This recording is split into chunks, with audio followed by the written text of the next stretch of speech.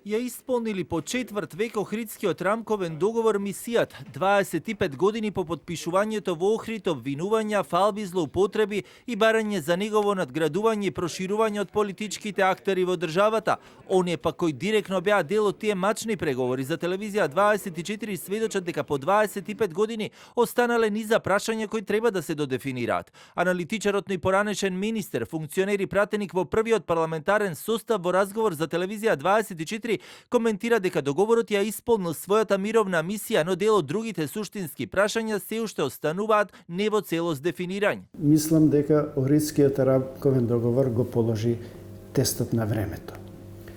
Се разбира, Охридскиот рамковен договор не дава решение како со магично стапче ние да ги решиме сите проблеми. Јас сум длабоко убеден дека Охридскиот рамковен договор како таков можеби не ги исполни до крај очекувањата ниту на албанците, ниту на македонците. Политичарите пак со честитки, обвинувања и фалби. Јубилеот денеска го честиташе и државниот врв, откако на владина седница министерот и вице-премиер Александар Николовски заедно со вице-премиерот Беким Сали исто така порачаа дека овој договор е пример за соживот кој учи на заедничко живење и почитување на различностите. Сепак Николовски не пропушти прилика да го впери прстот кон Демократската унија за интеграција дека тие го користат за партиски поени.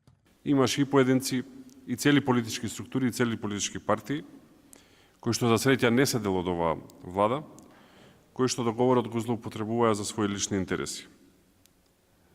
Се обидуваа да прават раздор, да поттикнуваат лажен национализам, етнички тензии. Охридскиот договор не треба да се гледа како затворен и завршен документ, туку како жив механизам на нашиот уставен поредок и како политичка насока за секоја институција на државата.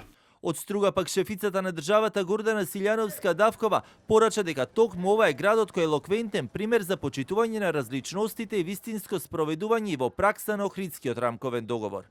Струга е град кој што важи за град што помирува и почитува етнички, верски и секакви разлики, град кој може да биде пример за соживот. Добро е да се одбележуваат миротворни потези, но важно е да се постигне нешто во реалноста. Лидерот на Алијанса на албанците Арбан Таравари пак со барање за нов договор.